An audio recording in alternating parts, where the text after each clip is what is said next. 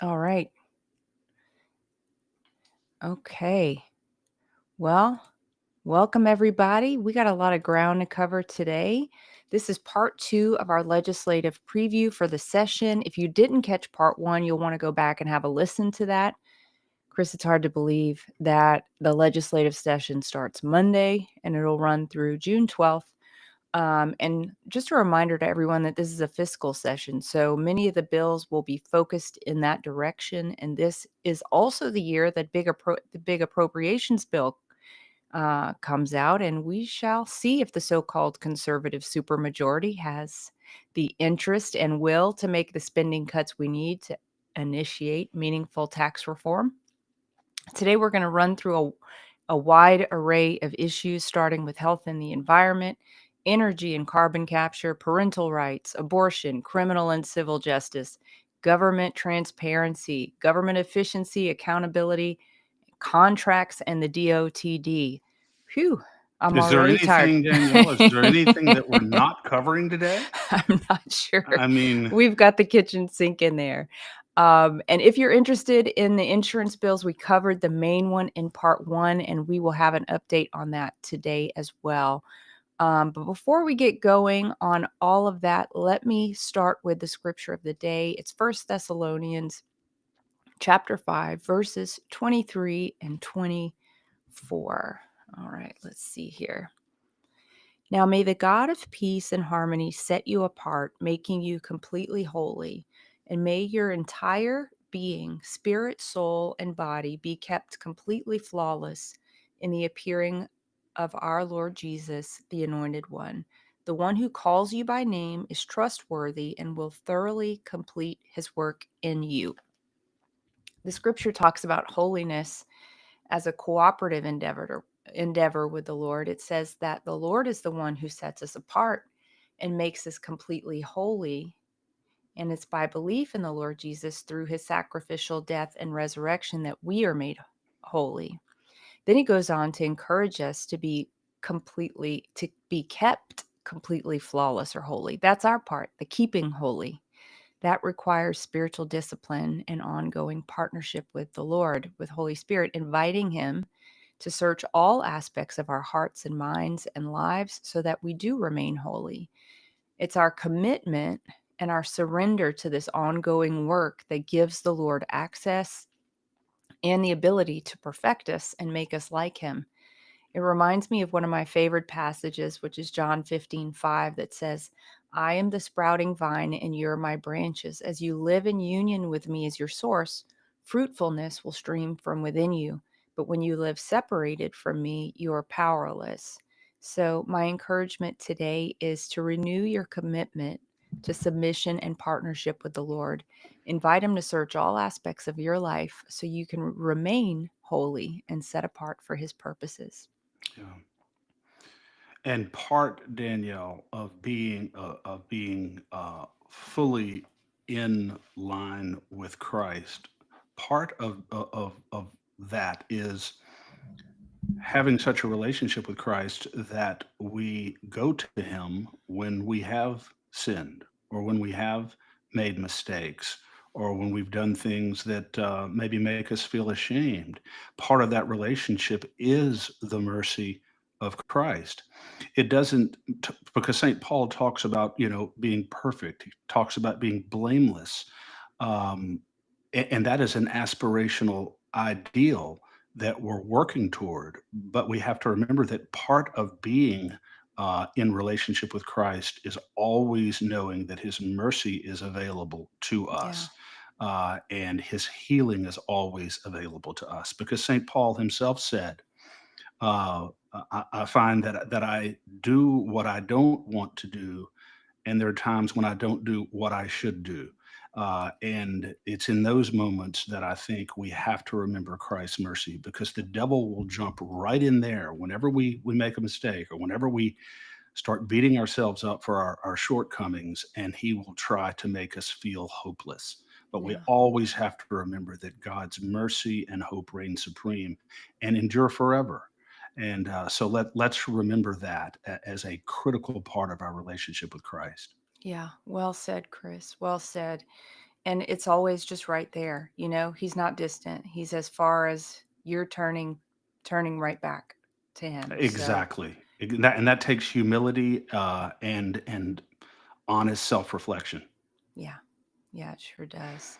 Well, Chris, before we jump into the rest of the bills, um, we've been following the governor and the insurance commissioner, Tim Temple, and we know that a lot of posturing has been going on with regards to what's being proposed for insurance reform. And in a press conference yesterday, Governor Landry said that, yeah, I did veto last year's collateral source bill after it passed both chambers, but I would be supportive of the bill this year if it was aligned with Texas's model. And that's something that, Chris, we discussed yesterday and said, well, let's dig into the Texas bill and see what's so fantastic about it. Would you, Chris, remind us what collateral source is and tell us what the Texas bill would do that's different from the proposed bill by Glorioso? Sure. The collateral source rule, Danielle, basically says that in an accident case, the jury is not allowed to know about any uh, benefits, financial benefits that an injured party has received from an independent source. And I'll give you an example. Um, Say you have a $100,000 medical bill as a result of the accident and the at fault party, and the injured party's health insurance company pays 80% of that. So pays $80,000 of that $100 medical bill. So when you get to trial, that is no longer that's no longer owed. Or you work out a deal with your healthcare provider, and they pay 20% of that $100,000 bill. So it's no longer owed when you go to trial. In Louisiana, the jury is not allowed to know that that medical bill is no longer owed. They are only entitled to see the original billed amount, which in this case is $100,000. And so the jury, when they're rendering a verdict, they're going to give the $100,000 medical expense to the plaintiff because they think it's owed. They think Yeah. the plaintiff still owes that money when in reality he doesn't. So, under a bill from Representative Glorioso that's pending in the legislature now, the jury would be allowed to know exactly what the injured party actually owes in the medical bill instead of the original billed amount. Um, Governor Landry vetoed this legislation last year, but has recently said that he would sign legislation repealing the collateral source rule if it was similar to the current rule in Texas. So we did some research on Texas law, even talked to one of my brothers who's a lawyer in Texas. Well, Texas has the collateral source rule exists in Texas.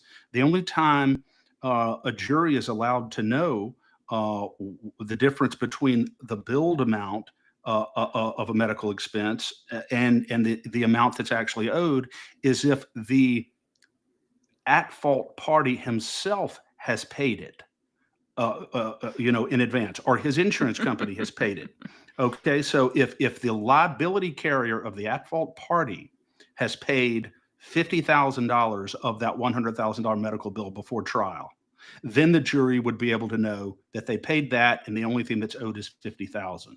But if it's a third party, like a health insurance provider or a workers' compensation benefit provider or something like that, the jury is not allowed to know. But the fact of the matter is, the jury should be allowed to know and base a jury verdict on what is actually owed by the injured party instead of the original billed amount. And it's fair. So Texas, if we adopt Texas's rule, very little will change in Louisiana under the collateral source because Texas has a collateral source rule currently that is very similar to the one that exists in Louisiana. So for Jeff Landry to pretend or posture as though he's making a compromise on this issue is really very hollow. Because there is precious little material difference between the collateral source rule in Texas and the one that exists in Louisiana. Well, and Chris, you mentioned that the jury would be able to know that the liability company, for instance, paid half of the bill or whatever. Whether they knew or didn't know almost seems immaterial, because I would imagine that the insurance company would be able to deduct the amount it owes the plaintiff from the amount that that the jury hands down, because they've already paid it. So just Yeah. it's kind of ridiculous. It's Yes. ridiculous whether the jury knows or not. The plaintiff's going to get the same amount in the end. In the end, That's because it so was it was stupid. because it was the at-fault party that paid it. Whereas under current Louisiana law, a judge is not required to make any post-trial reductions based upon amounts that have already been paid. So very often, plaintiffs' lawyers and claimants go in and they're making allegations that hundreds and hundreds of thousands of medical bills are owed when they're really not, and a jury is awarding commensurate with those representations. And so it just seems like it's transparent, and really it puts the decision in the hands of the jury, which is supposed to be sovereign and supreme in the courtroom. And why that would not be disclosed to a jury and give the jury the opportunity to make that decision about what's fair and what's not, I don't understand it.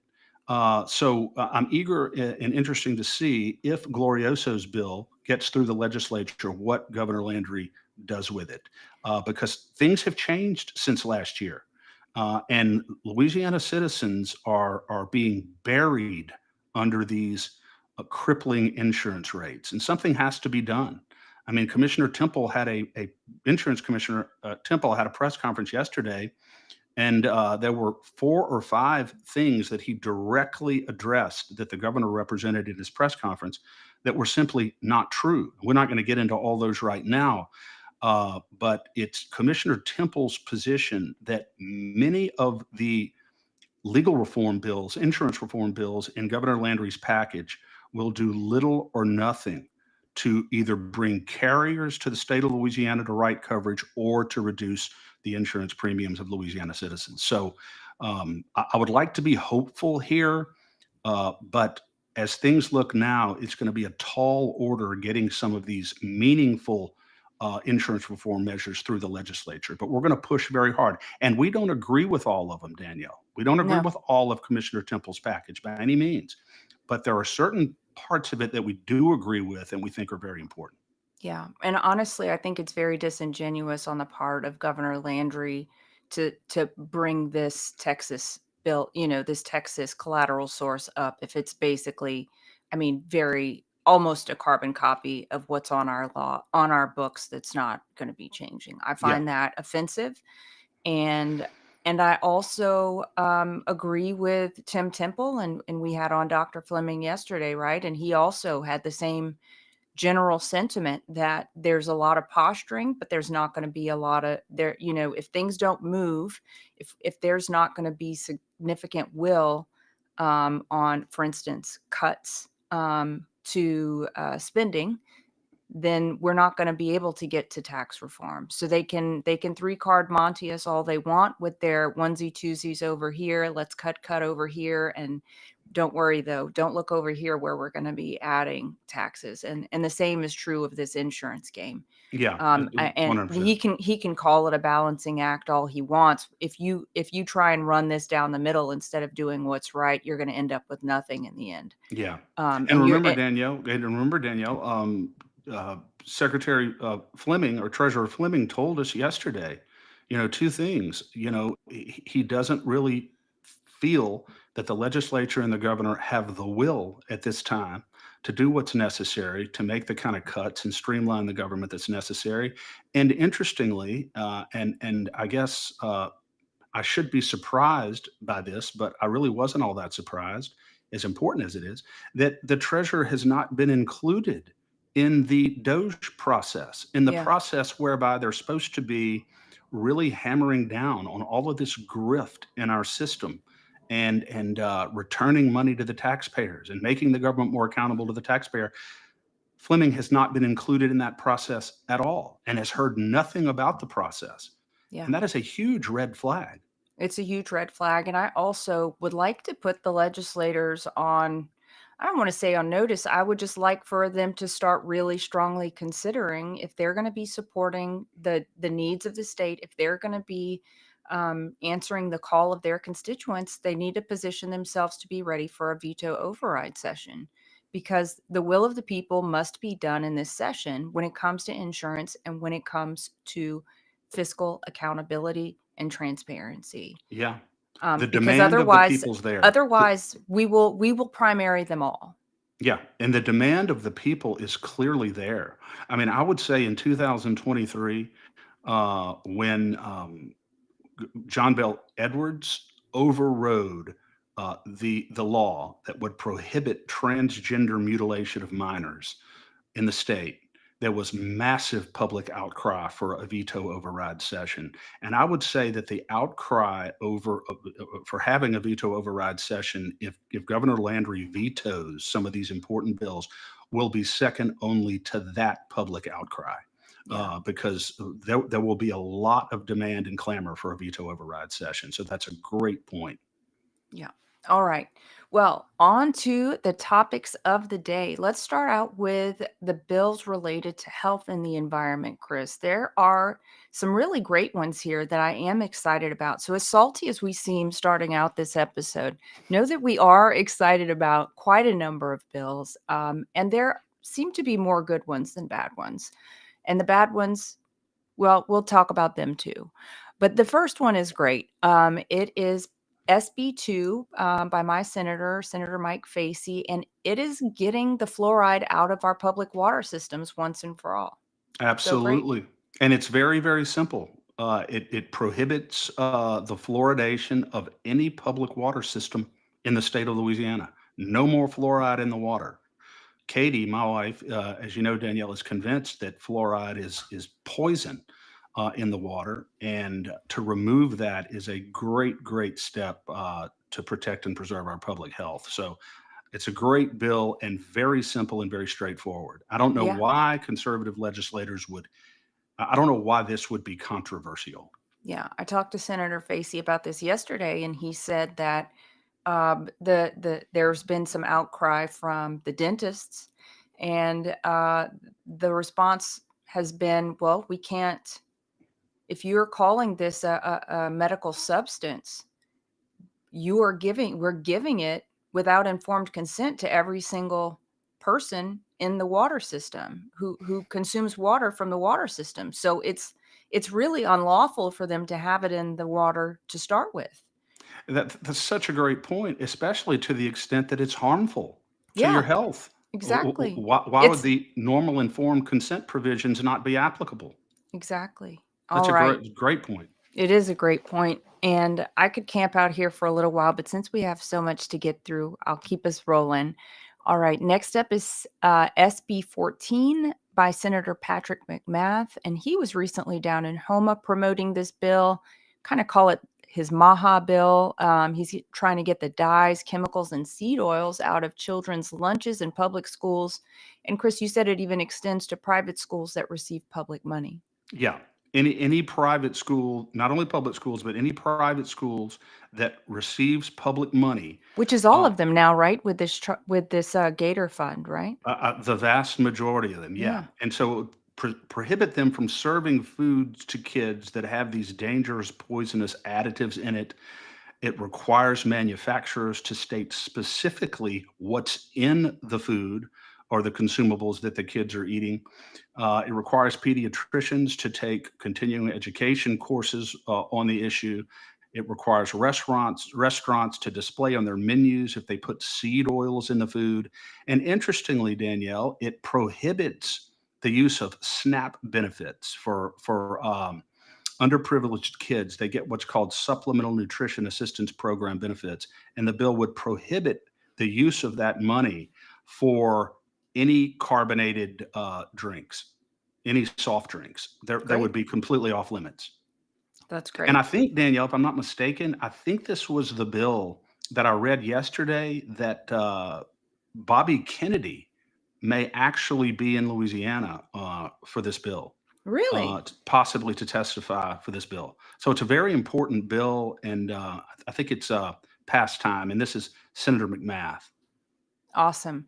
And there's another one in the Senate very similar to it, Chris, SB 117 that Blake Miguez is bringing, and it's a little trimmed down seeming from McMath's version, but it's getting the ultra processed foods, dyes, chemicals out of kids' food, right? That's exactly right. And this bill requires the Department of Education to post on its website that specifically how it is complying with the provisions. And so that's important. So that there's an accountability measure in Senator Miguez's bill, SB 117, that doesn't exist in Senator McMath's bill. Perhaps that could be amended, but his bill specifically requires transparency and compliance accountability on the part of the Department of Education. So they're very similar bills, but not identical. Well, that's fantastic, and maybe Treasurer Fleming can get that reporting up through his new system that's reporting on all the school performance and everything else, That spending would be great. and likewise. Yeah, I hope they trade notes on these and just get the best of everything into a single bill. Yeah, me too. That would be the way to go. All right. Next one up is with Senator Facey again, SB 46. And this one, a lot of you have heard of chemtrails. A lot of you have probably been very interested in wanting to know how the heck we can get rid of that and start clearing up our skies. And Senator Facey is seeking to do that. This bill would ban geoengineering and weather modification, Chris. Yes, and anybody who doesn't think that this chemtrails is going on, I think is delusional because it certainly is occurring, and it's occurring far more often and more frequently than many people even realize or understand. So this bill would prohibit the introduction of any substance in the atmosphere for the express purpose of modifying the weather, the temperature, the climate, or sunlight. And it's so important that we address this issue in Louisiana. I know Tennessee's addressing it, other states are addressing it, but they're essentially poisoning us with this geoengineering. What the purpose of it is, I don't know exactly. I guess it is to modify the weather. I guess it is to try to control the weather. But this would outlaw it in the state of Louisiana. Yeah, and Kim Coates has one like it, Chris. You said hers maybe has some stronger provisions in it, and hers is House Bill 608. Yeah, and her bill specifically prohibits the federal government or the armed forces from engaging in any kind of chemtrail activity in Louisiana skies, and provides penalties if there is any type of an unmarked or unidentified aircraft in the sky that's not readily identifiable and sourced, that is carrying out these activities, whether it's geoengineering, weather modification, cloud seeding, or any other atmospheric pollutants that are being pushed out of these planes. And another thing that distinguishes her bill from Senator Facey's bill is that there are very significant criminal penalties in her bill. For a first violation, you get a mandatory cease and desist order from law enforcement and up to 6 months in prison and $1,000 fine. But listen to this, Danielle. For a second or subsequent violation, you can get a fine of $500,000 and you can do 2 years in prison. Dang. And yeah, and per violation, and Whoa. each day of activity, each day that someone does this illegally is considered a separate violation.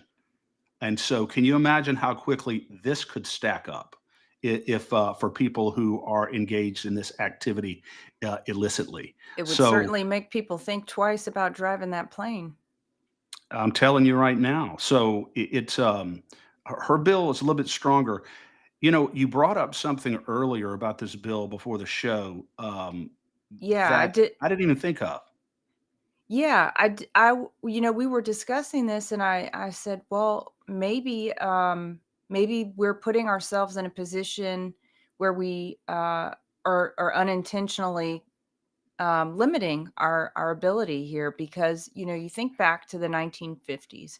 There were Walt Disney put out videos. They're available on YouTube still. You can see them, um, showing that this weather modification technology was developed to be able to move hurricanes out to sea. That was one of the main reasons, or one of the main benefits they talked about it. Now, of course, we feel like there are bad actors who are controlling the weather, or manipulating the weather in some way. And obviously, the converse of that has happened, with weather being worse everywhere. And I think, and then they put the nice little sticker on it called climate change. Um, but what if good people were in a position to move hurricanes out to sea? Would a bill such as this um, have our hands tied when it comes to that? So it's just a question. I don't know the answer to it. But similarly, I've also heard, we had 107 come on the show a couple weeks back. And the purpose of the show was, or the purpose of him coming on, was to talk about chemtrails. We never even made it to that part of the discussion, but we will be having him back on soon to talk about that. But one thing he mentioned to me off air was that they are using the military does use this to, this is my understanding. So people who are more informed on this will get the point finer. But just my rough understanding is that they're releasing these particles into the air. A lot of times, it seems to be aluminum, which is really bad for our health. But that reflects back onto the satellites, and it serves as kind of a missile defense system for the U.S. And so that may speak to the military involvement in this. Now, do they need to change out what kind of particles they're using so that they're not toxic to humans? 100%. But is that something we necessarily want them to stop if there's some serious concerns with some of our adversarial relationships like Russia, China, Iran? So I just asked the question. I don't think that I'm certainly not going to stand in the way of this legislation. I think it's fantastic. I think that chemtrails are likely doing more harm than good right now, for sure. But I wonder if there should be provisions for good actors in this, with non-toxic materials. Yeah, because there may be times, Danielle, when, because of exigent circumstances, imminent threats to the country, for instance, from adversaries, that this type of activity may be necessary Yeah. on a limited basis. And so there should be an exception in the bill, I think, that provides for that. And I think you make a great point. Of course, if there's a federal national emergency declared under a circumstance of extreme exigency, then the national emergency would trump this legislation anyway. But if that's not the case, as the law stands now, even federal authorities would be precluded under this law from engaging in those activities. In fact, there's a provision in the bill which says that if they are doing so, then our law enforcement is required to notify them that they're breaking the law in Yeah. Louisiana. We have to notify the federal government that they're breaking the law. So I think that's one potential vulnerability of the bill that probably needs to be addressed. Yeah. And I do think that we should put some provision in there that in any case, if there is an exception, they have to use proven non-toxic material. Yeah, Because spraying aluminum on the population has obviously led to a huge spike in dementia, Alzheimer's, all kinds of inflammation, and that is a proven fact. So yeah. anyway, we can probably move on from there. But Yeah, this of course, that's if a you go to very Google if you go to Google, Danielle, you realize and you look up anything about chemtrails, according to Google, and every article you'll read on Google, it's not chemtrails, it's just contrails. It's right. just the natural exhaust that you're seeing that's coming out of the back of the jets. Well, is that why it hangs in the air for hours? It's This all that natural aluminum has just created the tinfoil hat that I wear, right? Exactly. So don't do your research on Google. Yeah. on this issue. Yeah, absolutely. All right, we can switch gears from here, Chris, and go on to energy and carbon capture, which there's some pretty interesting stuff on both of these topics, and it sounds like the legislature has read the room on some of these issues. So that's great to see. First up is House Bill 583 by Representative Jacob Landry. And my short take on it, Chris, is that it codifies the reprioritization of energy independence in Louisiana based on reliable and effective energy instead of so-called renewable or green or clean energy, and in favor of reliable energy over green energy. That's exactly right, Danielle. And the bill requires the Department of Energy in Louisiana and Natural Resources to work with the Public Service Commission in order to ensure that the state's energy sources are domestically produced to the maximum degree possible and not produced by some foreign entity, which is very important. And also, it seeks to make sure that our energy in Louisiana is affordable. I mean, quite frankly, people's electricity bills in this state are through the roof. That is probably the second biggest concern to the insurance rates. So the fact that this legislation focuses on making energy more affordable in Louisiana is very, very important. And it does include, Danielle, the bill does include energy that is provided by hydrocarbons, which is green energy and renewable energy sources as well. So, to the extent that these alternative energy sources can provide energy, which many people are very skeptical about the extent to which those energy sources are reliable, but they should be included within the parameter of the legislation to the extent that they provide energy. And so I think that's important. And then there's one other provision in here, grid stability. The bill requires the Department of Natural Resources, working in conjunction with the Public Service Commission, to make sure that our grid is stable and not vulnerable to external attacks. And I guarantee you that the people who are trying to dismantle our infrastructure in Louisiana and in the United States generally, our grid stability, I guarantee is one thing they're looking at. Because if they can knock out our grid, um, we're in trouble. Yeah, and I certainly hope that the Department of Natural Resources is in close contact with Colonel Tommy Waller because he knows a ton on this topic. He may be the one of the foremost experts in the country on it, and he's a resource they need to tap into to make sure they get it right the first time. Nobody, very few people know more than Tommy Waller, and they would do well to use him as a resource for Yeah. sure.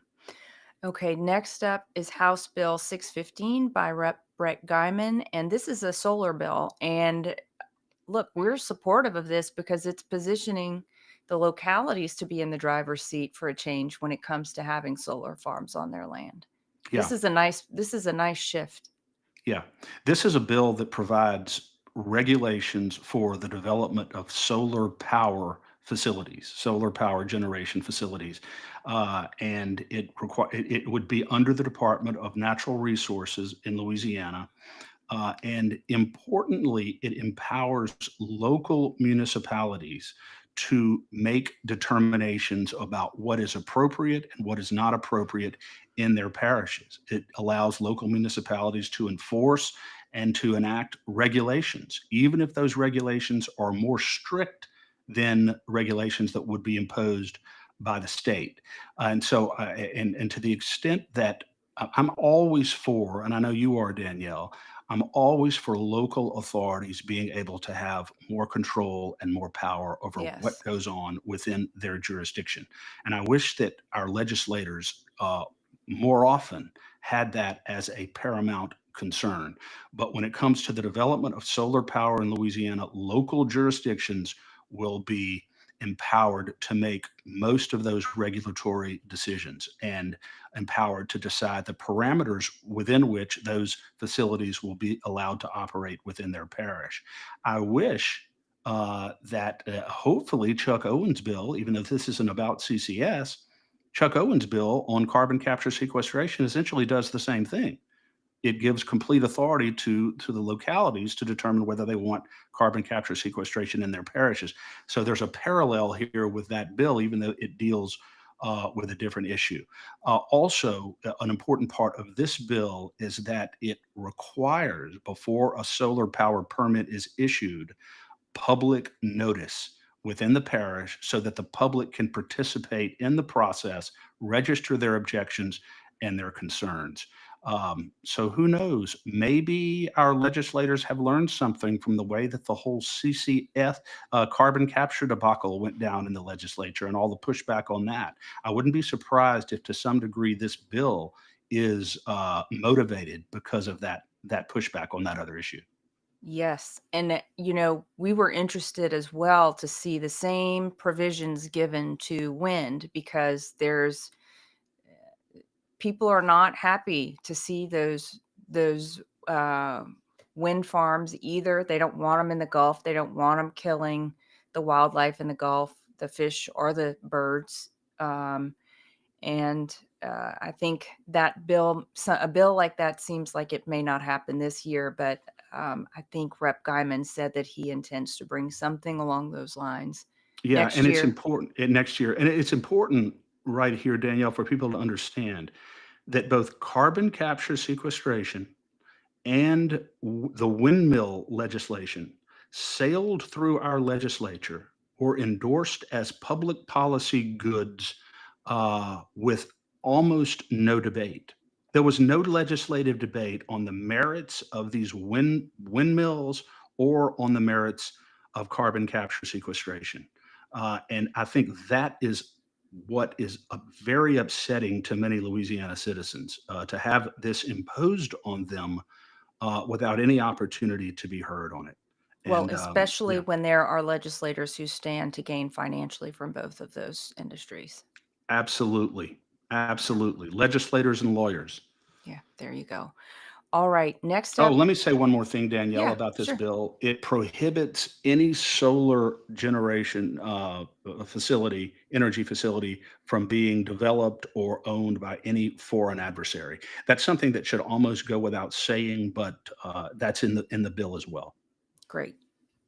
Okay, next is House Bill 380, and this is switching over to this concept of carbon capture, carbon dioxide sequestration. And Rodney Shammerhorn is looking to just remove eminent domain authority for CCS, which has been a long time coming, and we've tried a couple times before, Chris.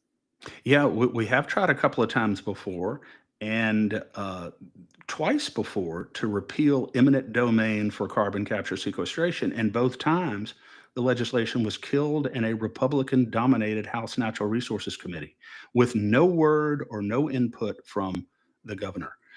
And so this is a third time. Maybe the third time will be a charm. And just for the benefit of our listeners, Danielle, what eminent domain is, it's derived from Article 5 of the United States Constitution, and it allows the government to acquire the use of private property for critically needed infrastructure, for water systems, for bridges, for other things that benefit the public as a whole. And there are certain steps that you have to go through, and you have to make sure that the property owner is fairly compensated when that occurs. But under current law in Louisiana, eminent domain is being used, is authorized to be used by private corporations to acquire the use of private property against the homeowner's will to put these carbon capture projects and pipelines on their property. It's absolutely outrageous. It's a fundamental assault on private property, a core private property interest. And this legislation by Representative Shammerhorn will repeal eminent domain for CCS in Louisiana across the board. It's a very good piece of legislation. If people want uh, CCS on their property, they should be free to accept it and to have it and to work out a deal. If they don't want it, there is no circumstance in which a private company should be authorized to seize the use of their property for a private enterprise, particularly when that enterprise is subsidized with their money, their Yeah. taxpayer money. It is just it's a horrible racket. An eminent domain, CCS is a horrible racket to begin with, but eminent domain is something that is just absolutely repugnant. So Representative Schermerhorn is bringing this bill to repeal that. And hopefully, Governor Landry will come in and express his support for this very important piece of legislation. Yeah, he absolutely should. And Chris, as you were talking, I was reminded of, I believe it was the 2023 session when then Senator Jean-Paul Cousin was, I think, the head of the Senate Natural Resources Committee.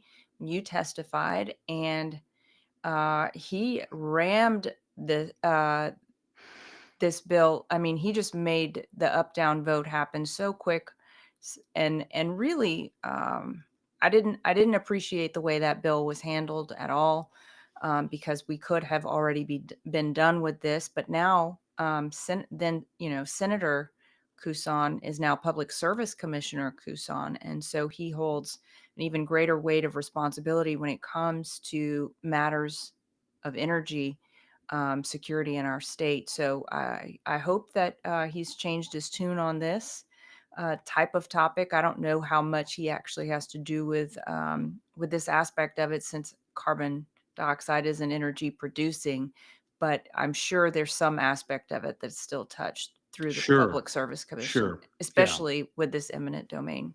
I'm sure. And keep in mind that even though you're exactly right, Danielle, even though Representative Cousin was instrumental in killing this legislation in 2023, he said when he was running for the Public Service Commission that he was he's on record saying that he is opposed to carbon capture, sequestration, and eminent domain. So hopefully, if he's true to his word, to the extent that this would come under the purview of the Public Service Commission, hopefully he will be faithful to that commitment when he was running for the Public Service Commission. Well, great. Yeah, I've heard a lot. It seems this session, I mean, there are so many bills related to carbon capture that a lot of people's minds have either been changed, because they were open to change, or because their constituents really, really made it impossible for them not to change their position on it. So that's encouraging. It's encouraging. And it's just another reminder, Chris, that our voices matter, that people absolutely need to be in conversation with their representatives, letting them know what issues are most important to them, and letting them know where they stand. Because if they don't know, they will vote however they want, or they will vote however they're told from other people. So get your voice in absolutely. there, get it in there. Absolutely, especially if they're benefiting from it in Yeah, some way, yeah, which typically they are. So I think that the reason why these bills sailed through when making carbon capture, legal and eminent domain and the wind farms, a couple of reasons. The first reason is that many of the legislators, I don't think, fully understood the issue when they voted on it. Secondly, some of the legislators, in all likelihood, are benefiting from it financially in their own right. And thirdly, the citizens were not there opposing it because the citizens didn't even understand it and know what was going on. So it's a new day now. The citizens are awake. And while money is powerful, it's not more powerful than the collective voice of Citizens United. yeah. And I certainly do hope, Chris, that the federal funds for this are drying up fast and furiously. And I believe, we have every reason to believe they probably are. But some of these horses have left the gate. And so it's going to be up to the Yeah. citizens to decide if they want this in their Absolutely. states, Well, in our states. hopefully. And Yeah, well, and hopefully if Owen's bill passes, which we'll get to, at least the local, jurisdiction will be able to make that decision. yeah, you're so right. Well, before we get there, let's talk about House Bill 396 by Rep. Danny McCormick. This is one of my top faves of the entire session that we're going into. And he just says, you know what? Carbon dioxide sequestration is illegal in Louisiana. That's what he's trying to put forward. I think Yeah. it's beautiful, it's elegant, straightforward. Danny McCormick is one of these guys that does not waste even one word. He's rarely does he put together a bill that's more than a page or two. It's very simple, very straightforward. If this bill passes, carbon capture sequestration in whatever form, in whatever place in Louisiana will be illegal. Now, I'm not going to wager on what the likelihood is of this bill passing, but I guarantee you a substantial majority of Louisiana citizens would support it and do support it.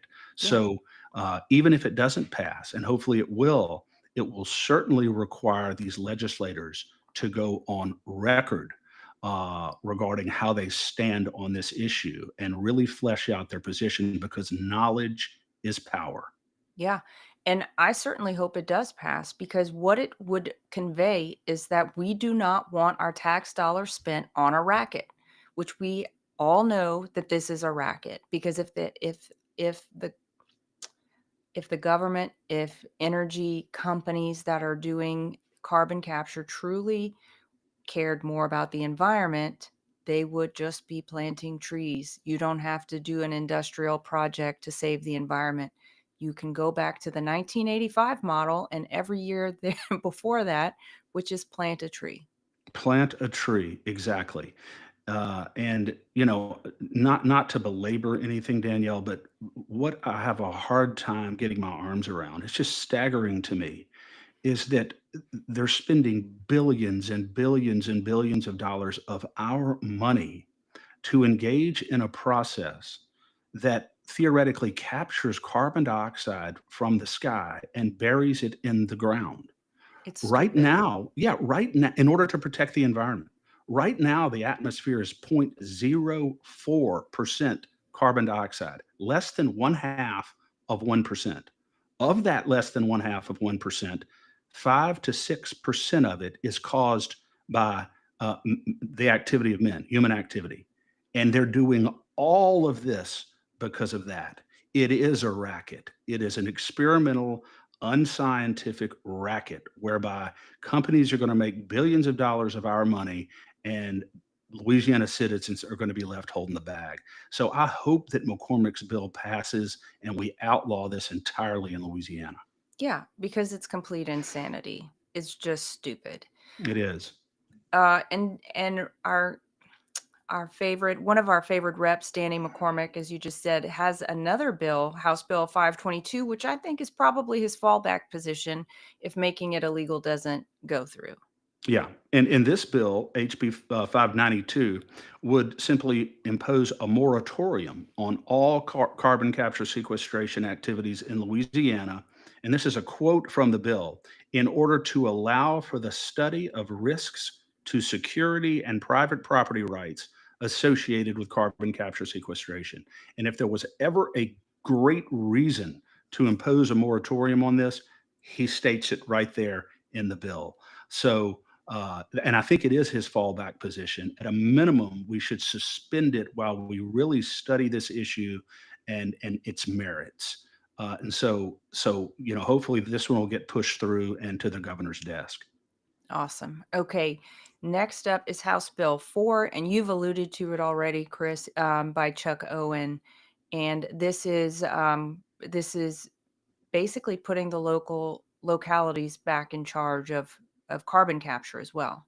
Yeah, and this was a bill in 2023 that was put forward, I believe, by Representative Sherman Mack then, and I got into a direct exchange with the chairman of the committee, then Representative Couson, and we got into a pretty heated exchange about the extent to which, under basic principles of federalism, the state government can impose this racket on every parish in the state with against their will, even if the local authorities and the people don't want it.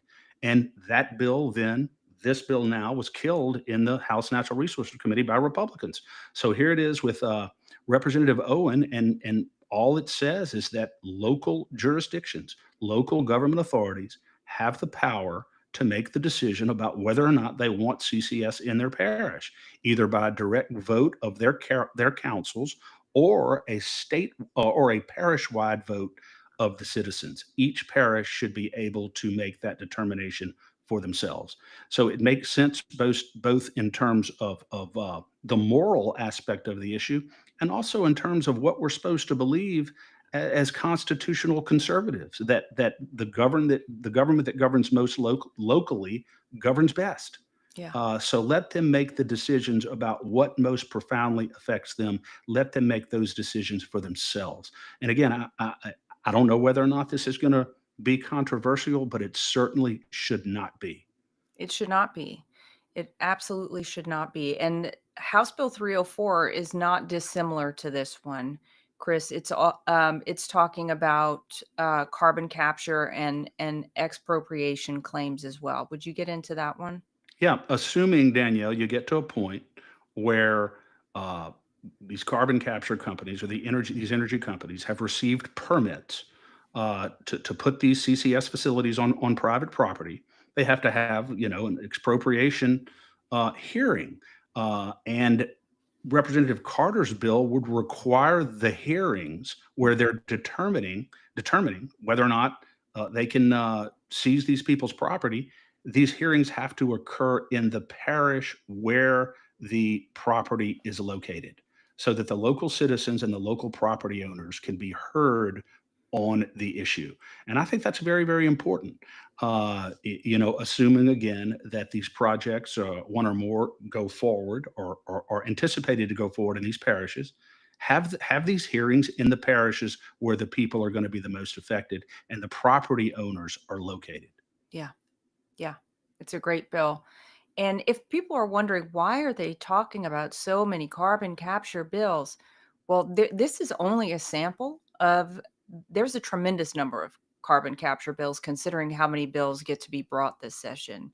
But 22 to be exact. for us it's an imperative thing to talk about because it's a racket. It's a racket that costs us a tremendous amount of money, both the any funds that go to building out these carbon capture is usually tax dollars to the feds, and then if they want to steal your property to do the thing. So to me, this is like I don't even know how many insults the government and the private mega corporations can come up with in one slam. But this is just insulting on every level to basic property rights and to the respect of the taxpayer dollar. So this is why we're camping out on this topic so heavily because it stands to cost citizens so much money and it So has much money. already. It already has. S- And it's also an insult to science. Yeah, well thank you. Well there's so I don't even almost science is an insult to science right now. Well, that's true. It's an insult to true science. Yeah, Not the Anthony Fauci quote, "Follow the science" narrative. right. No, not what the quote unquote scientists who are bought and paid for are saying, but what real scientists who are doing real research say about this issue. And increasing numbers of them are saying this is just a hoax. This Yeah. whole thing is a complete hoax. It's interesting, Danielle, you mentioned the number of bills on this. I think it's a total of 22 carbon capture sequestration bills that'll be pending. We've chosen the ones that we believe are the most critical, but there are a number of other ones. And the vast majority of them, almost all of them, are designed to either limit, restrict, or eliminate carbon capture in Louisiana. And Yeah. why do you think that is? It's because they have heard from the people, and the people are outraged by this. And so they are getting the message, and that's the reason why this legislation is being put forward. Yeah. Well, Neil Reiser has a great bill, House Bill 632, also related to carbon capture, and it basically establishes that mineral potential is more valuable than carbon capture when it comes to your property. Yeah, it basically says, how a lot of landowners, like my Katie's parents up in St. Francisville, they own land in St. Francisville, and say they wanted to give a mineral servitude and allow someone to come in and explore and develop minerals on their property, for a payment, for a royalty, they could allow that to happen. And Representative Reiser's bill simply prioritizes the right of contracting parties over carbon capture sequestration. So, carbon capture sequestration, to the extent that it would disrupt an existing agreement between a landowner and a third party, or even if the landowner themselves is developing the minerals on the property, carbon capture sequestration takes a back seat to that issue. And that's the way it should be, because As that it should. also goes to property rights. Yeah, that's awesome. All right. Well, we are going to shift gears pretty strongly here to parental rights. And House Bill 400 is being brought by Representative Emily Chenevere. This is a bill that I believe Representative Dodie Horton brought last year. Chris, you can correct me if I'm wrong, but this is putting parents back in charge of their children's medical decisions, because right now in Louisiana, a minor literally has legal authority through some, I don't even know how this was allowed to happen, but minors have legal authority to make their own medical decisions, Yeah. including this went all the way through kind of the trans surgeries and minors discussion. Yeah. So before the trans prohibition was passed in Louisiana, this current law in Louisiana, would have included even that, a minor to go in and provide unilateral authorization on their own behalf to get surgical procedures done and medical procedures done on them without the knowledge and consent of their parents. And I'm sure that our listeners are probably going, "You got to be kidding me! This is the state of Louisiana. You can't A minor can't make that kind of decision without the knowledge and consent of their parent." Yes, they can in Louisiana. And I have not done the research on the history or the origin or the legislative intent of that bill, but it's a monstrosity in the state of Louisiana. And you're right, Danielle. Dodie Horton brought the bill last year and pulled it, I believe, on the House floor because um, uh, Dr. Abraham, who's the Secretary of the Department of Health in Louisiana, was opposed to it for one reason or another. And I think overall he's done a good job, but she pulled it for that reason. But this bill by Representative Chenevere would repeal existing Louisiana law and provide that informed written parental consent is required before any type of surgical or medical procedure is performed on a minor in Louisiana. Seems like a no-brainer, doesn't it? Yeah, it does seem like a no-brainer. Hopefully, they'll be able to get this through this session. There was some concerning language about abortion in this bill, Chris, that you and I have discussed. We haven't gotten to the bottom of that yet, but just a flag there. Yeah, there are three major exceptions to the requirement of parental consent for a minor. One is if the minor is seeking an abortion. Well, an abortion is illegal. Abortion is illegal in Louisiana, first of all, and secondly, why would that type of a procedure, if any other medical or surgical procedure would require informed parental consent for a minor, why would not the taking of an unborn life require informed parental consent? That doesn't make any sense. And maybe there is a reason for it. We don't know. We haven't spoken to Representative Chenevere, but hopefully, if there's not a good reason for it, which I can't imagine there would be, that will be pulled out.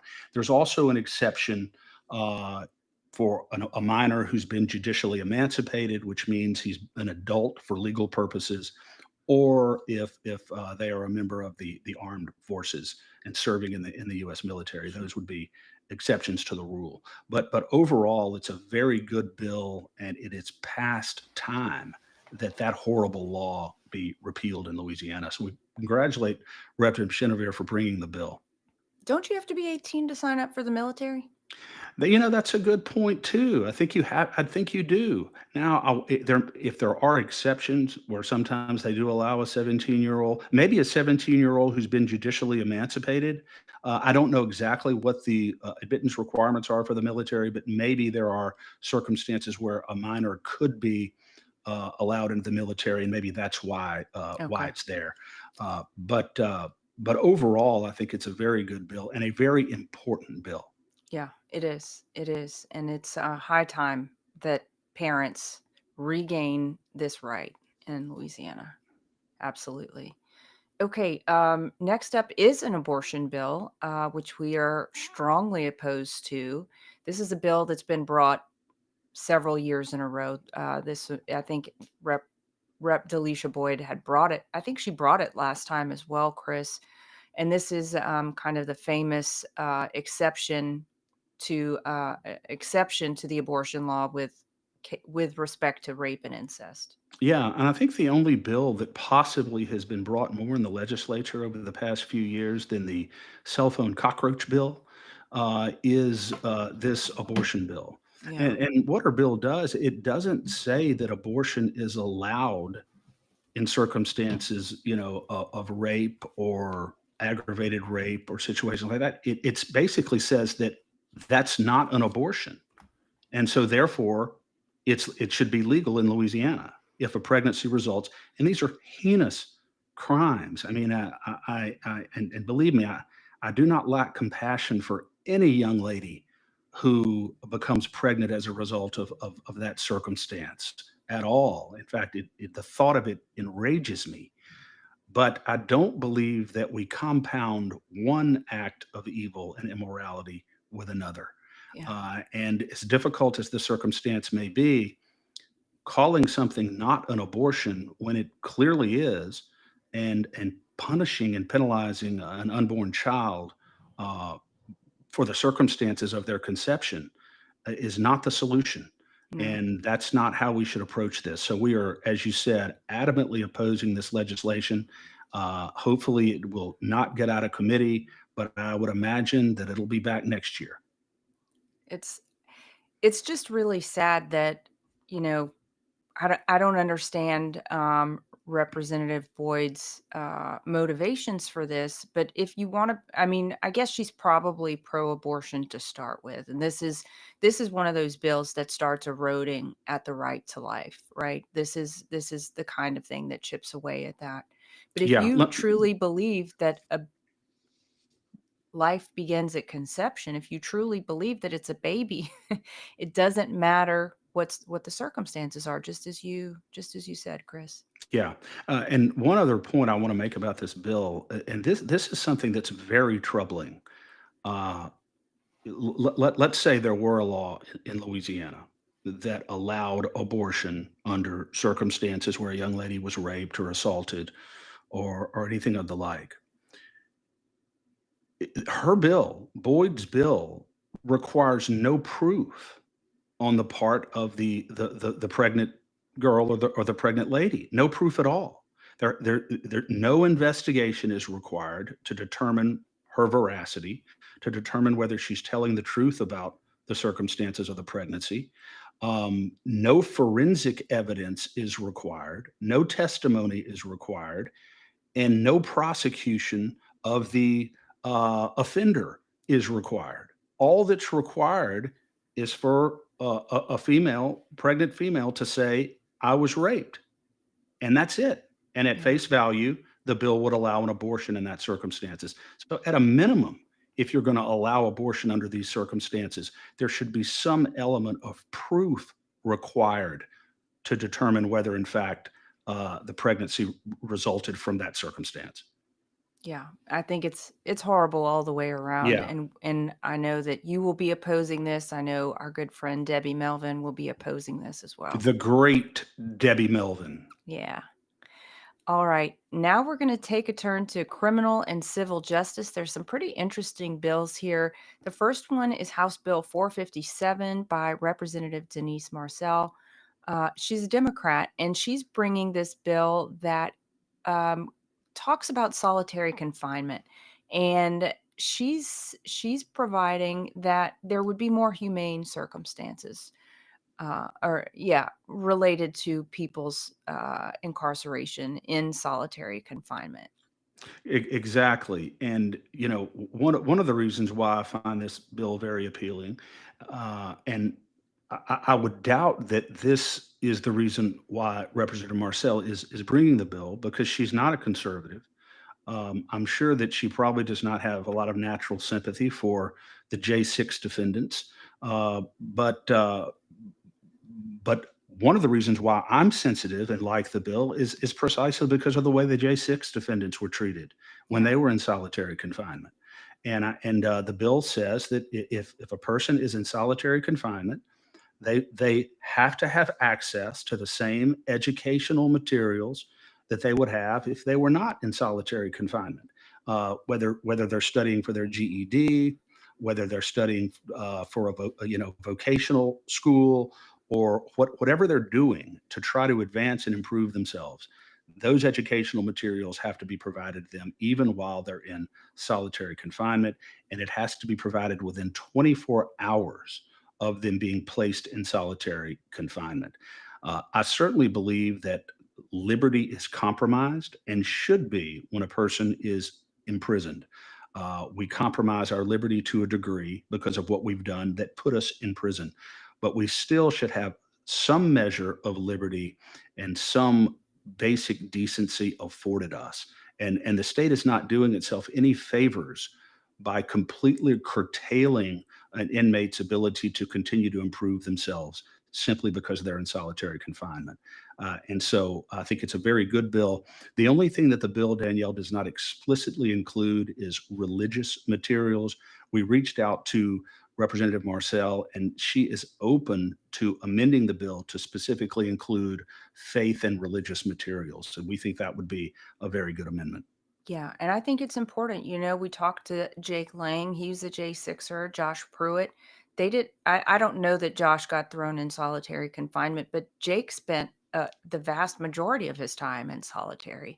And it's only right that people should have the ability, if you can't speak to another human, if you're completely isolated, you do have, I think, I think we still as Americans should have the right to be able to read the word of God, to be able to read educational materials. Yeah. And what you just said reminded of what St. Paul said. One of my favorite quotes from St. Paul said, I may be imprisoned, but the word of God can never be imprisoned. Hmm. And I just love that. I don't know why it reminded me of that, but he's very powerful.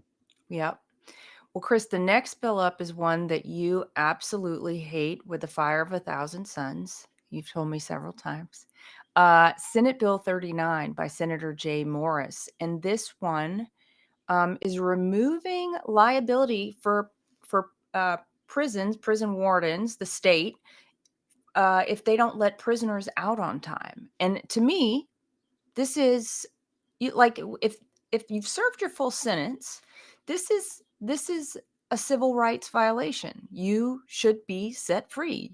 You served your time, you get to get out. And it's not just a civil rights violation. You were also telling me before the show that it's a huge expense to the state. The Department of Corrections, Danielle, has about a $1 billion budget, annual budget, if not more. Certainly, they can properly calculate the out dates of prisoners who have served their time and properly calculate when they're supposed to be released and release them. I bet Uh, there's some software you could buy for that. and I bet, absolutely, I bet you there is. Um, a little background on this bill. The Department of Justice did a study on this in 2023 and found that 1 in 4 Louisiana inmates, 1 in 4, were held past their release dates by an average of a month of over detention, an That's average sick. of a month, costing Louisiana taxpayers $2.5 million a year in housing costs for these inmates. The Fifth Circuit has called the problem of over detention in Louisiana an endemic issue, an endemic problem. And interesting, get this figure, Danielle. The 1 in 4 inmates released will have been locked up past their release dates for a collective total of 3,000 plus years in Louisiana when you add it all together. That is reprehensible. That is inexcusable. There comes a point in time, a sentence is a sentence, and when someone has served their time, they should be released. This bill will completely eliminate liability on the part of the state for what's false imprisonment. So you hold an inmate months and months past their release date, and there's no action that can be. And then instead of being able to look at the record and the sentencing record, which is very available, and seeing, okay, yeah, this is the out date. They were held over, providing that paperwork. Uh, they would have to sue and get a judgment in court in order to impose liability on the state. And it just makes it so much more difficult. In fact, there's a provision of the bill that specifically says that no cause of action shall exist against the state, the department, or any officer or employee of the state arising from the failure to comply with the obligation to release an inmate when it's their due date, when it's their time. So this basically frees government officials from having to comply with the law. Do you want to rely on the government with no potential consequences to do what they're supposed to do and release inmates timely? I don't. I don't understand the legislation at all. I don't even understand what Senator Morris, what his objective is. I mean, it appears facially from looking at the bill that his objective is to immunize government officials from clear abuses of power and authority by holding inmates well past their out date. So this is a terrible piece of legislation, and it should die. And I'm looking forward to testifying vigorously against it. So what's amazing is that Senator Morris is not denying the problem. What he's doing is he's saying, instead of fixing the problem, instead of coming up with a workable solution, like perhaps an incentive program for wardens to be able to get people out on time, maybe you get a bonus if you get 10 people out on time. I don't know if it's costing us that many millions of dollars a year, but instead, let's just pretend like that's not the problem, and we're not going to be found at fault even though it is the problem. So Yeah. it's a disgusting approach.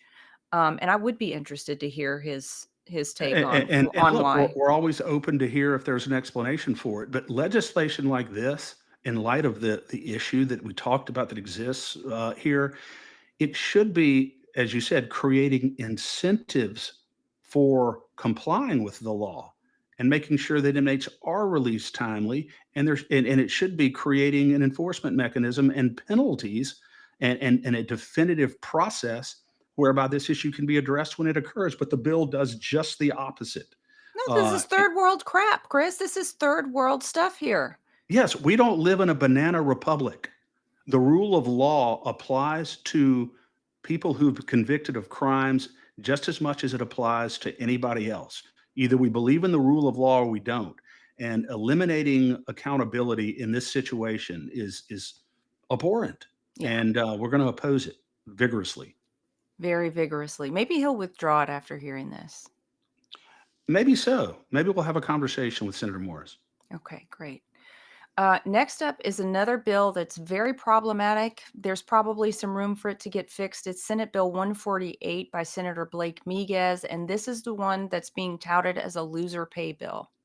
Yeah, and I applaud Senator Miguez for trying to do something about these frivolous lawsuits, frivolous car wreck lawsuit cases.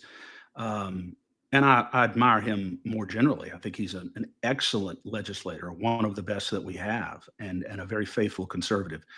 But I think he's misguided on this. We've had a discussion about it before. I think he understands the concern. This legislation would require, anytime someone brings a lawsuit for whatever purpose, if that lawsuit gets dismissed at some point, either early in the process or even later in the process, even after trial, if the judge reverses a verdict and dismisses it, the party bringing the suit would have to pay all the attorney's fees and all the costs of the defense. And I think that that is a really bad policy for a couple of reasons. The first reason is that not every lawsuit that is dismissed is frivolous. Yes, there are lawsuits that are brought and the judge looks at it and dismisses it and says, this is absolutely frivolous. You're wasting my time. And yeah, oftentimes attorney's fees are awarded to the defense for having to even deal with it. I understand that, but many lawsuits are meritorious. And, Chris, and can I yeah, just ask you a question there? Lawsuits get thrown out on technicalities sometimes, right? So, what if you have a subpar attorney and they miss something technically, so your lawsuit gets thrown out?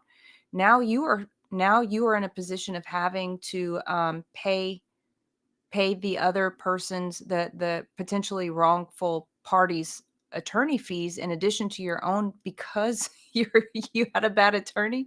Is that a situation that could arise? it could, but only in very rare situations. The only Okay. real criminal cases involve technical issues much more so than civil cases. Really, the only technical issue that would result in a civil case being thrown out is if a case were filed after the statute of limitations ran. That's really Okay. the only incurable issue in a civil case. And in that case, if someone files a lawsuit that's obviously the statute of limitations is run, the law is very clear on that, then you could argue that that's frivolous and attorney's fees should be awarded to the other side.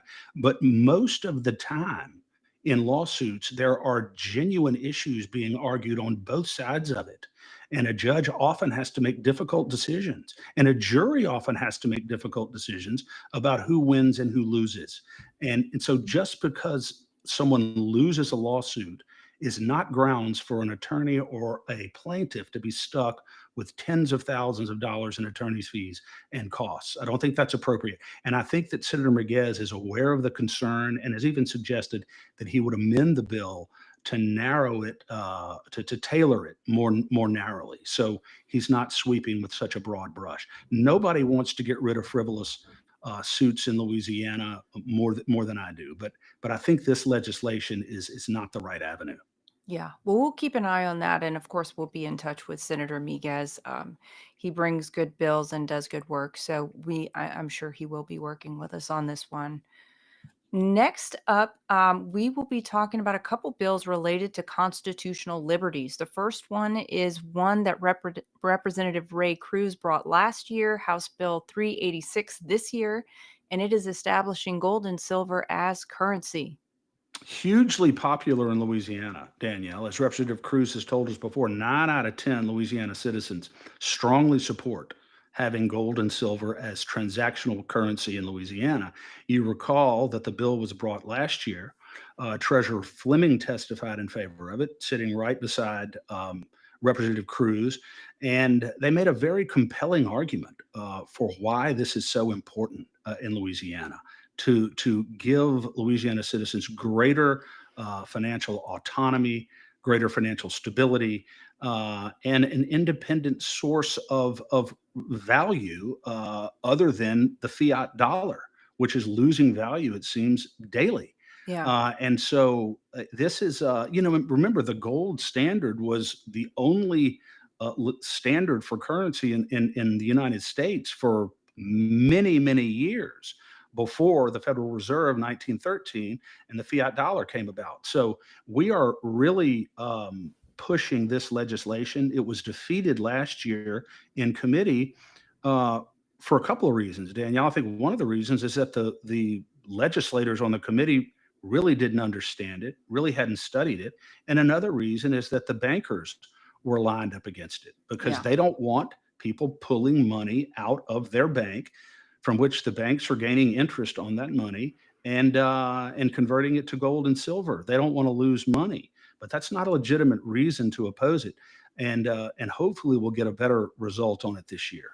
Yeah, I hope we do get a better result on it this year, Chris. You think about the bankers, and we've heard people talk on this show about how much fake money is lent on a daily basis from the banks. And so, yeah, of course, there is a reason for them to oppose it. They have valid reason to oppose it. They are operating under an entire scam and Ponzi scheme that likely will come crashing down sometime if we are not put on a standard that has some sanity to it and has actual value and has true accounting standards. So yeah, the bankers have a real reason to be worried. I would be getting my little house in order and start operating by real standards instead of what's legally allowed. Because if you're not doing real accounting, if you're counting 10, what was it? They're lending out $10 for every dollar, right? Yeah, Is that what? nine out of every $10 that you deposit in the bank, they can loan it out, get it back, and manipulate that money. Nine out of every $10 that you deposit. And Chris, I heard an anecdote recently from a friend. It's actually, I think, my dad's friend who said that he needed to purchase a transmission for his truck. He went and he purchased a used transmission because he had an old truck and rah, rah, rah, whatever. So fast forward, he goes to the bank and he's like, I need to get $25,000 out. And they were like, do you mean cash? And he's like, well, I mean, I don't know what other kind of money you want me to get out of the bank. I have the money in my account. They're like, we don't have that cash on hand. What? Oh my gosh. What? Are you kidding me? Yes, the banks need to get their houses in order, and this bill needs to pass for the protection of our fiscal houses. I mean, everybody needs to be investing, in my view, in gold and silver so that they can have a hedge against the dollar. And use it as transactional currency, just, Yeah. with your debit card. Another reason, Daniel, why I think this is very important is because I think it could be the dagger in the heart of the central bank digital currency that has been pushed by the left, by the Biden administration, and really by globalists throughout the world who want to create one fiat currency and be able to surveil and regulate through digital surveillance our economic activity. Yeah. And I think that passing this legislation would really undercut that effort. Yeah, I would certainly hope so.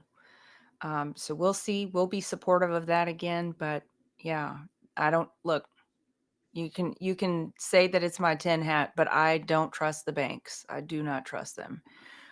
Next up, under this banner of constitutional liberties, is a bill by Senator Greg Miller that has gotten under my skin. Chris, we've heard from you the one that's gotten under your skin with the Jay Morris bill, but this one really got my goat. Senate Bill 80, and it's about exit polling. It doesn't seem like it would be that horrible, but it's doing is it's trying to prohibit citizens from conducting informal or formal exit polling by limiting the right to government sanctioned quote unquote journalists. So the government has to say who can conduct exit polling. Well, I'm sorry. Does the government own the elections, or do the people own the elections? Is the voice of the people the elections, or is the voice of the government the elections? No, Senator Miller, this is not constitutional. Well said, Danielle. The legislation restricts exit polling to what he defines in the bill as a bona fide journalist or news media organization. And it limits the subject matter that you can ask about. How did you vote in the election that you just voted on? How did you vote? And so I just think that to the extent that the people are sovereign, why should this activity be limited to, quote, a bona fide journalist or news organization? The average American citizen, an average Louisiana citizen, should have just as much access and just as much ability to conduct an exit poll within appropriate parameters without disrupting anything and in a calm and respectful way as any bona fide journalist should be able to do. Well, So this is yeah, unconstitutional. and furthermore, when the media is meant to be a balance against the government, and we know they haven't been in recent years. They've been an arm of the CIA. They've been the fourth arm of the government. But why should we trust the government to tell us who the the sanctioned journalists are. To me, that's just an affront as well. We all have, it's all, it, the truth is incumbent on all of us to say and to report. That's the government. Senator Miller doesn't get to say who the journalists are. No. And there are a lot of very good citizen journalists out there who've done a lot of great work and gathered tremendous information that the legacy traditional news media has completely ignored. Yeah. So that's another reason. I just think this is a bad piece of legislation. Again, I don't understand the motive for it, but we are going to be vigorously opposing it. Yeah, we absolutely will. Next up is House Bill 426 by Representative Wilford Carter. And Chris, you liked this one a lot because it codifies the right to the presumption of innocence. Yeah. The Constitution, Danielle, already requires, obviously establishes the presumption of innocence and other core protections for people who are accused of crimes. But this bill simply codifies that when someone has been arrested and they're in jail awaiting a bond, the judge has to take into consideration, it'll be by statutory law now, the presumption of innocence, the fact that the accused is presumed innocent, has been convicted of no crime, and the judge must consider that as a factor in determining the amount of bond and whether he's eligible for bond. So anytime core constitutional requirements are codified in statute, as well as being in the Constitution, I endorse it and support it, especially the presumption of innocence, particularly when you look over the past 3 or 4 years at all of the lawfare that Yeah. we've seen, all of the politically concocted and manufactured charges against so many different Americans who were innocent of what they were accused of. I think the presumption of innocence is critically important, and this codifies that right in statutory law. So I'm very, very happy with the bill. Wilford Carter, by the way, is a Democrat. We may not agree with him on a whole lot of things, but we certainly agree with him on this. Yep. We've been lining up with the Democrats a lot on criminal justice issues, and We it have. looks like we will continue to. So we'll just call them balls and strikes like we see them, huh? As we see it. Yep. All right. Next up is a big strike in my book, Chris, yours too. House Bill 519 by Representative Brian Glorioso, who's a great legislator. I like him a lot. But he has resurrected the cockroach. He brought it back with some changes. It's not quite as horrible as it once was, but in our view, it is a one-way ticket to higher insurance premiums and is really, anti-personal liberties. Very much so. We were both hoping, Danielle, that we wouldn't see even a modified version of the cockroach bill this session. We They love thought it. we had we thought we had put it to bed once and for all, but no, it is still squirming around on the ground. And Yeah. so this bill, once again, would create penalties for talking on a handheld cell phone in your vehicle with very limited exceptions. Um, if you're an emergency vehicle and you've got to use it for something, if you're reporting something that someone looks like they may be dying or in imminent danger, you can use it. But absent those circumstances, you would be imposed with a civil penalty and cited for talking on a handheld cell phone in your vehicle. Now, the big problem that we have with this bill, a couple of big problems. The first one is that it would go down as a moving violation. The bill says, "Yo, don't worry, you don't have to show up for court.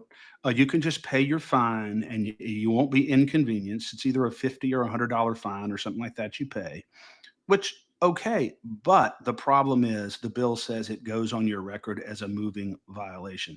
And I've helped enough people with speeding tickets over the years to know that if this goes on an insured's record as a moving violation, their insurance rates will be jacked up and probably substantially jacked up. That's a huge problem with the bill. The second problem with the bill is that even though this is not considered a primary violation, the bill says that law enforcement can't pull a motorist over only because they see them talking on a handheld cell phone. They have to have another reason to stop them. And if they stop them for that other legitimate reason, then they can cite them as well for talking on the handheld cell phone. The problem with that is that not all law enforcement officers are honest, they're not all scrupulous, and there are times when police officers create pretexts to stop people when they really don't have any other reason, but they see them on their handheld cell phone and they fabricate a reason for it. The second big problem with the bill is that it creates a precedent, even though this bill says that when you stop someone and you're citing them for talking on their handheld cell phone, you can't engage in any further infringements of their freedom. You can't seize their phone and look at their text messages. You can't go into their vehicle. You can't do anything. You are limited to this. Nonetheless, again, police officers sometimes create pretexts to do just that and then manufacture reasons. So the bill creates a precedent that could lead to further infringements of freedom and liberty. And we have to be very, very careful about that. And the very practical reason why we oppose the bill, Danielle, is because, as Ed Tarpley testified in committee, every single time this cockroach bill has been brought forward, there is no statistical evidence that suggests a correlation between talking on a handheld cell phone in your vehicle and increased traffic accidents. There's no evidence. So if for no other reason, there's no reason for the bill. There's just no reason for it because there's no reason to believe that it would lead to reduce traffic accidents. So there, for all of the reasons that you and I have addressed many, many times before, we oppose this bill and we're going to fight it just as vigorously as we always do. And maybe by God's holy grace and some hard work, the cockroach will finally die. Yeah. Well, if it does, when it does, we'll call you the exterminator, Chris. I love it. Yeah, you're welcome. And just a reminder, there's already a law in the books that says there's no texting and driving, right? So you can already be pulled over for a violation of texting while driving. You can get ticketed for that if you cause an accident because you were texting and driving. So this is not that. This is something separate. Something completely separate. Yeah. And Danielle, you made an interesting point, not to belabor this, but we were talking about this pre-show. Under this rationale, if you can cite someone for talking on a handheld cell phone, by that logic, you should be able to cite someone who's got a passenger in their vehicle while they're driving, and they look over and they're distracted and they're talking to their passenger and not looking at the road. What's Yeah. the difference? Yeah. Exactly. Exactly. All right. Well, we'll leave that one there for now. We'll let cockroaches lie for the moment being. And squirm. And swarm. Yeah. Okay. Government transparency. There's a couple good government transparency bills. We're only going to talk about one, I think, today, Chris. And this is perhaps one of the most important bills of the session, in our view. House Bill 471 being brought by Representative Kathy Edmonston. And this is a constitutional amendment that would codify the single object rule, which we say, Chris, I believe, has to be in direct response to the tremendous citizen outcry of the 115-page proposed constitutional amendment number 2 that got struck down. I mean, it got smacked down on March 29th. Smacked down by 65% of Louisiana voters. The ballot language on Constitutional Amendment 2, Danielle, was a jumbled, disjointed mess.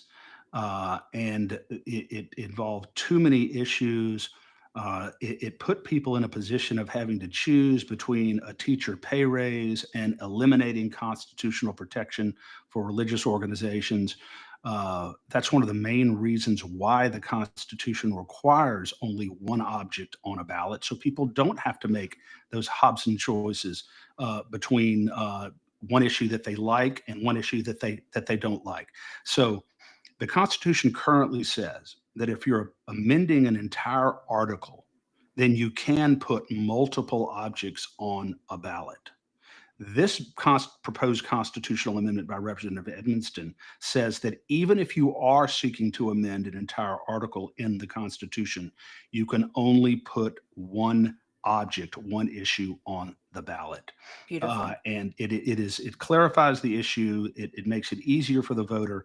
And there's no doubt, Danielle, that this is in direct. In fact, Representative Edmondson told me this, that this is in direct response from outcry from her constituents about never allowing this to happen again in the state of Louisiana. So it is a very important constitutional amendment, and it will just make it easier going forward and make the government more transparent going forward when it comes to the language they put forward on constitutional amendments. Yeah. Well, I'm so pleased that she heard from her constituents and responded with this. I think it's a great bill and it's closing a loophole, as you mentioned. So that's important. We'll be supporting it, we'll be following it, and I hope we see the governor support it. I hope so too. That and many, many other items of legislation Yeah, that'll be coming forward. exactly. Okay, I think this is the last topic, but we got a couple bills in this bucket, so bear with us. This is getting us over to the end of preview part two.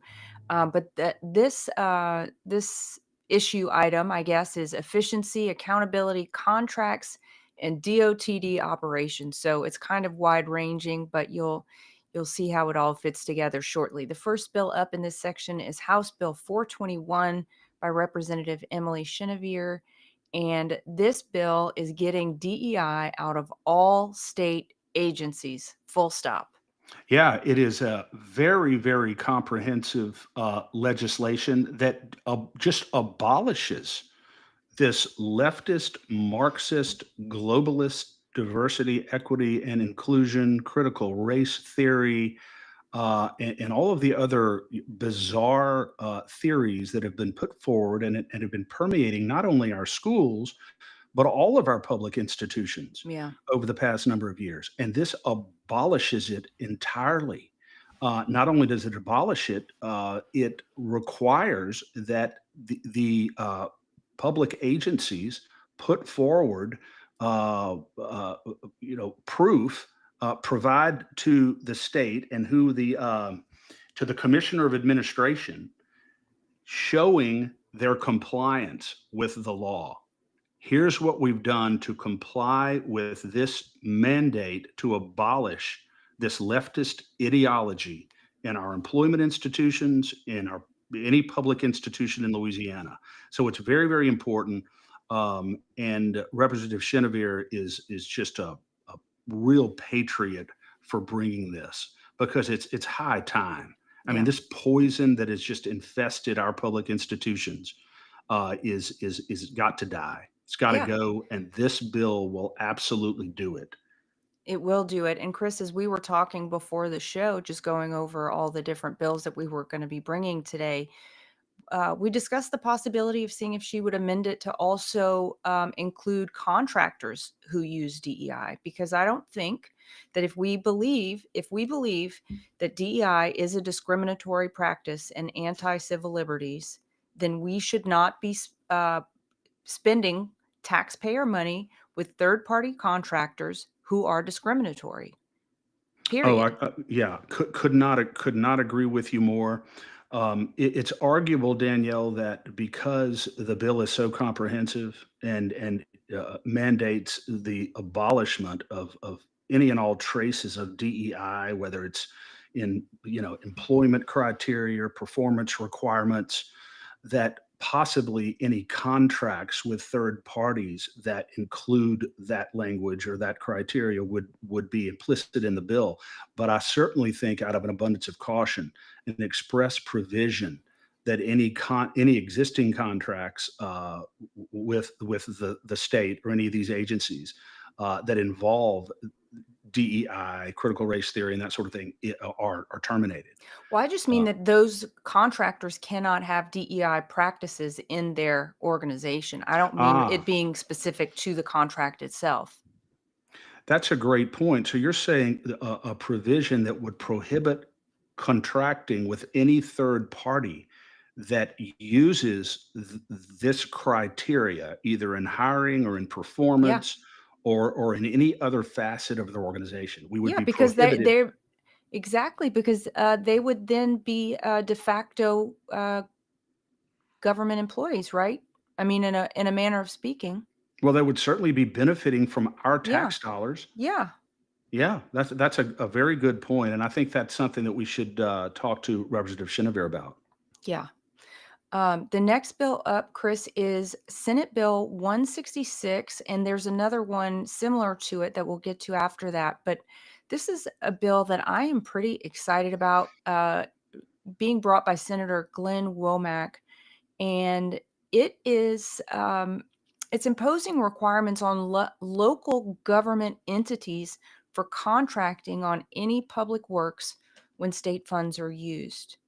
And Yeah, there's some software requirements that go along with it. yeah. This anytime any state funds, even if it's not state money that is funding the whole project, if state funds are even being used in a public work project between a local government and a third party contractor, there are certain requirements that they have to go through. So this is essentially a bill that is designed to make performance of these projects more efficient, more timely, and more cost effective. One of the requirements that's being imposed is that there's a mandatory pre-construction meeting with certain criteria that have to be met, meeting between the contractor, the local government entity, and personnel from the state of Louisiana to determine complete cost estimates, uh, completion projected completion times, um, and other issues relating to the progress and the completion of the project. Project deadlines, accountability standards are in the bill, payment schedules, and that sort of thing. So everything is very clearly lined out before the project even starts. So people know what they're doing, what's expected of them, and and when we can expect the project to be completed. And there's the bill also sets up, Danielle, a software system where all of the parties at issue have access to all every document, every cost estimate, every estimated time of completion, where it's all in one central database, so they can all see it. They have ready access to all of the documentary materials that they need. And I think that's another thing that will really hopefully expedite the efficient completion of these projects. But I love the idea that they have to lay the groundwork and do the advanced planning in a very significant and meaningful way before the project even starts. Yeah. So this is a very good bill. I kind of liken it to Senator Valerie Hodges' bill that we will talk about, that is also designed to expedite these projects and make them more efficient. Yeah, why don't you go ahead and get into that? And you know, I have some strong feelings about it as well, so I'll chime in. Yeah. Well, the first thing that Senator Hodges says in this bill that it is in the public interest that the completion of these state road projects become more efficient, more expedient, more cost effective, and that the people who are involved in these projects are held accountable for these unnecessary delays, unnecessary expenditure of our money. I mean, you got a bridge. It comes to my mind, the Berg Bridge, and I know you're going to talk about it, but I'll let you talk about that in a minute. But one of the things this bill does, it imposes a contracting method called A plus B bidding method. And any potential contractor has to put up A, which is the cost of the project, a definitive estimate of the cost, and B, the time that's going to be required to complete the project. And they're going to be held to that standard during the course of the project. The bill also limits these change orders. One of the things that causes these projects to take forever to end is because of the constant change orders that are being saying, well, we need to change this, or we need to do this, or we need to do that, or we need more money for this. and so it will also limit those change orders in it as well. So really, Valerie Hodges is infuriated. I can't remember what item of construction it is out in Livingston Parish that has literally taken forever to Yeah. complete. But that is what motivated this bill. And she says there's got to be accountability. They can't take forever to complete these projects. I'll tell you, Chris, I emailed DOTD to find out what in the world was going on with our community bridge, the Berg Bridge here. And when the first response from DOTD was not satisfactory, I responded and said these contractors need to be held accountable. I mean, what is the mechanism for them to never be allowed to get a contract again? And I learned from you the term debarment, and I think we need to involve debarment in Senator Hodges' bill and in who's the other bill? Sorry, Senator Womack's bill, because there needs to be a recognition that being a contractor with the state is a privilege and not a right, and you don't get to screw up this bad and get another contract with the state. Period. Exactly, exactly. Period. There are certain circumstances where a contractor should be permanently excluded from contracting with the state. Yeah, and that's debarment. What I did Uh, hear from DOTD was that there are 400 down bridges in the state of Louisiana right now. That's a staggering statistic for you. And when I said that 4 years for a community bridge was outrageous, DOTD told me that it could be worse. There's a worse project in Livingston Parish. So I'm sure that's the one that Senator Hodges was talking about, but I couldn't even respond. I just wanted to stutter because I was like, I think I blacked out a little bit whenever they said it could be worse. I was like, this is not the kind of response you need to be getting from a government bureaucrat. You need to be getting a response of we are on it. Now, I did talk to Senator Facey about this because I've been livid, and you might see the steam coming out of my ears now. But Senator Facey has been under a lot of pressure from neighbors, friends and neighbors to get this bridge situation figured out. And he has said, hey, wouldn't it make a lot of sense if before they pulled the bridge out, that they made sure that all of the equipment for the bridge, all of the pieces of the bridge have been ordered, maybe even make sure that they're all arrived, because why should you lose use of a bridge that is able to be traveled on just because you're going to build another bridge? Right now, they said that the reason for the last delays is because of they're waiting for the signal package to come in, the red light package. Like at some point, whenever they started this project 4 years ago, plus they didn't think, oh, we're going to need to replace the stinking red lights. Are you kidding me? So we're going to be 2 more months delayed because of a red light package? It's completely insane. It's completely unacceptable. And this will go a long way to fixing that. yes, these bills related to the construction of roads or in public works are ultimately designed, Danielle, for to create more efficiency and more accountability in the process, and that's why they're so very important. One last thing I want to say about Valerie Hodges' bill, and I think this will help. It's not the debarment provision that we think would be ideal, but there is a provision in her legislation that provides significant financial economic incentives for completing projects before the deadline. And Yeah. there are significant disincentives and penalties for going over the completion deadline.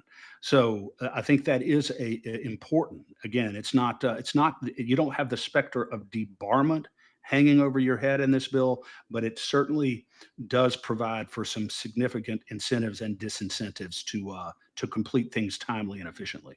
Yeah, and for all my neighbors in Berg that have been plagued by this Berg Bridge issue, I just want to also mention that Senator Facey is trying to get all of the penalty fees. They're getting penalized $10,500 every single day. This contractor is that they are overdue, and so they've been racking this up for quite some time now. And he is trying to get all of that money earmarked for the repair of Country Drive, which is the road that got beat beyond recognition because it's the only thoroughfare people could travel on in an alternative path to where this bridge is. So it's completely destroyed that road, which was in poor shape to start with. Yeah. Do you think that when do you anticipate the Berg Bridge will be finished? Well, according to DOTD's last response to my email in my email exchange, the end of May, which is just outrageous, Yeah. outrageous. May of But it 20 better be. May of Yeah, May of 2028? it better not be. It better not be. There's this great meme that my friend put on Facebook not too long ago. It was Doc and Marty McFly looking at the car, and he said, I went to the future, Marty, you'll never guess what. The Berg Bridge is still not done. Anyway, we're hoping that Oh, Joe Donahue is turning things around over there at DOTD. These provisions by Senator Hodges and Senator Womack will hopefully take us in the right direction. I certainly know that citizens across the state are ready for real reform when it comes to DOTD. They've had far too much autonomy and too little accountability for look, all you have to do, you can't even drive down the road in Houma with a hot cup of coffee. So it's time for change. It's absolutely time for change. And Representative Boriak seems to be the person who's had the fortitude to bring something really, really extensive when it comes to the remake of DOTD. His House Bill 528 looks like it is trying to reform, restructure, and I don't know, and reorganize really the DOTD to make it more efficient. It's a very extensive bill, and it's going to take a lot of work to make that happen, I'm afraid.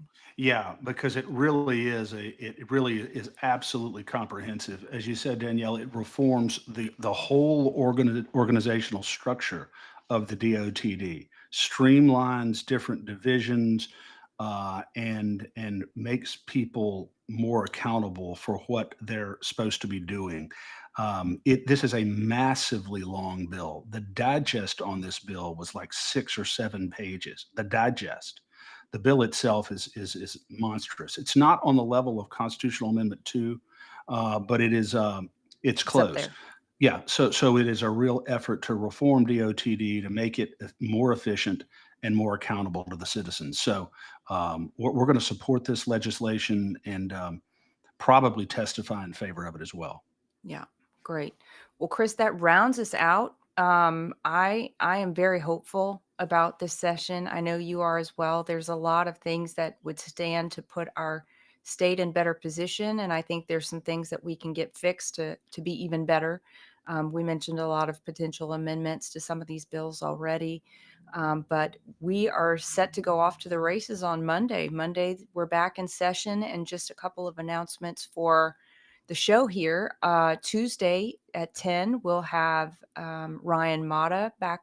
Well, he hasn't come on yet, but he is JJ Carroll's partner in their documentaries about trafficking. So we're very much looking forward to him. He has been a relentless voice for truth and demanding accountability from the government for the heinous acts that it has really perpetrated on people from across the world and American citizens. And then on Thursday, we'll be connecting with Representative Julie Emerson at 10 a.m. And I think she'll want to be talking to us a little bit about what went down with CA2 and the intent there, and then probably what to expect in the session ahead. I think Chris, she's on appropriations. Um, Not uh, d- appropriations. It's another one. Ways and Means. Ways and Means. So she'll be wanting to talk about some of the spending bills as well, I'm Yeah. sure. And one of the things that I'm going to want to talk to her about is the abolition of the individual state income tax, because Yeah. it's her committee that would have to pass that out of committee. There's no pending legislation to abolish the state income tax now, but there was last year. So that's something that's on the top of our priority list to get that done, Yeah. and also Yeah. to begin to And the other streamline thing government. I'd like to, oh, sorry. Oh, and also begin to streamline government and do a real Yeah. Doge in Louisiana. As you know, Treasurer Fleming yesterday And I was disappointed to hear it, as we said earlier, that he does not really see the vigorous effort that is occurring on the federal level to get that done here. Yep. Yep. And the other thing I'd like to raise with her is the accountability measures that Treasurer Fleming is putting into place, that he has put in place with the education department. So some transparency, some, I don't know, technology that brings transparency to the full suite of appropriations that the state makes. So yeah, we've got a lot to talk about. Stay tuned, and of course, please, please, please sign up for the action alerts at lacag.org. Make sure that you are on the mailing list there, and we will be keeping you abreast of how things are moving through the legislature, what's important, and how we recommend everyone vote. And subscribe and share the State of Freedom, Danielle. And I think, Danielle, I think it's appropriate today, since I haven't done this in a long time, to do a little throwback here and simply say that, we've made so much progress moving forward. Not too long ago, by FeedSpot, we were voted the third most popular, important political podcast in Louisiana, rapidly rising in the ranks. We're so thankful to our listeners and so thankful to all the people who subscribe and support the State of Freedom. We are only loyal to the citizens and to the Constitution. Everything we look at is through the prism of what protects the citizens, the ordinary Louisiana citizens, and what is adherent to the Constitution. That's it. And we're so thrilled to be able to say that and believe that we've been consistent to that pledge from the very, very beginning. And Yeah. with your help, all of our listeners, and with God's holy grace, Danielle, this session and every day, we're going to take another grand step to preserve the great state of freedom in Louisiana. Amen. Thank you, Chris. That was a good one. Love you.